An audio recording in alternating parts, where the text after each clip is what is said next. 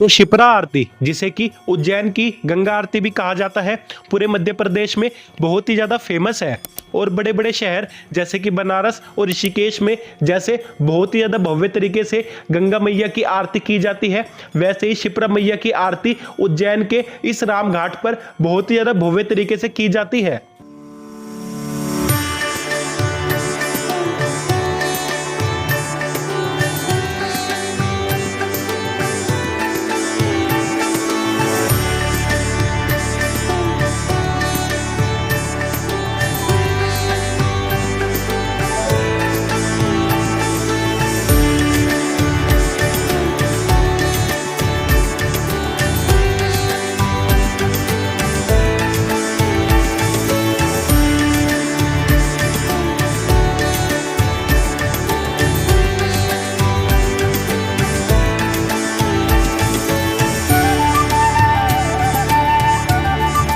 तो उज्जैन शहर, जिसका पुराना नाम अवंतिका नगरी भी था, वो शिप्रा नदी के किनारे ही बसा हुआ है।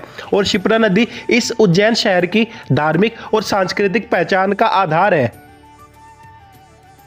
और शिप्रा नदी के जल को हमारे शास्त्रों में अमृत तुल्य भी बताया गया है, क्योंकि जब समुद्र मंथन के समय असुरों और देवताओं के बीच अमृत को लेकर झगड़ा हुआ था, तो उस समय अमृत की 4 बूंदें धरती पर गिर गई थी। और वो 4 जगह है जहां पर अमृत की बूंदें गिरी थी: प्रयागराज, उज्जैन, नासिक और हरिद्वार। और उज्जैन में जहां पर समुद्र की वो बूंदें गिरी थी, वो शिप्रा नदी का यही किनारा यानी कि यही राम घाट था। इसीलिए ऐसा भी कहा जाता है कि जो भी मनुष्य शिप्रा के जल में स्नान कर लेता है, उसे सीधा मोक्ष प्राप्त होता है और उसके सारे पाप धुल जाते हैं। और इसीलिए शिप्रा माता का एक नाम मोक्षदायिनी भी है। और सनातन धर्म में लगने वाला सबसे बड़ा मेला यानी कि कुंभ का मेला भी उज्जैन में जब भी लगता है, वो इसी शिप्रा के किनारे पर ही लगता है, जहां पर काफी सारे साधु संत और काफी सारे भक्तजन आकर शिप्रा के इस पवित्र जल में स्नान करते हैं।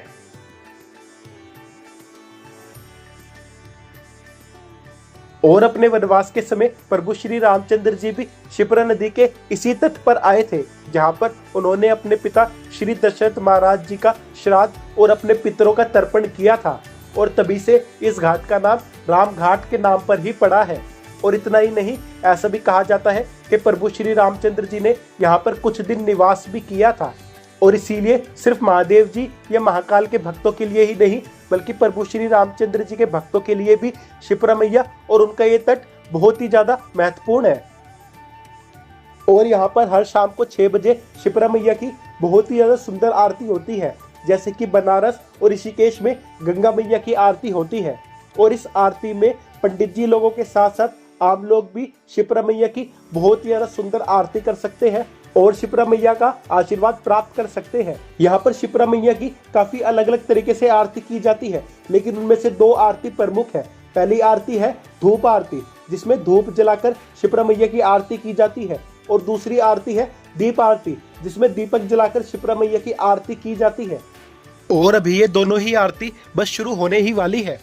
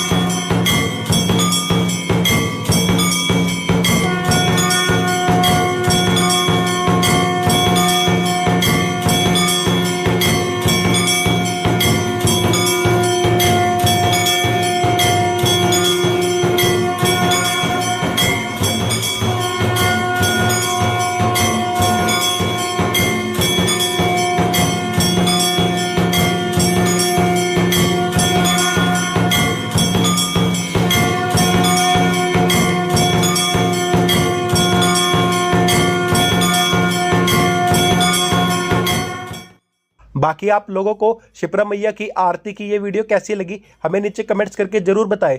और इसकी नेक्स्ट वीडियो में हम आपको लेके चलेंगे श्री हरसिद्धि माता मंदिर और महाकाल लोक के बहुत ही ज़्यादा सुंदर दर्शन कराने। बाकी अगर आप शिप्रा मैया के दर्शन करने के बाद आप गंगा आरती भी देखना चाहते हो तो आप लोग यहाँ पर क्लिक कर कर हमारी गंगा आरती वाली वीडियो भी देख सकते हो। बाकी हम आपसे मिलते हैं फिर किसी नई वीडियो में, तब तक के लिए राधे राधे, श्री हरिवंश।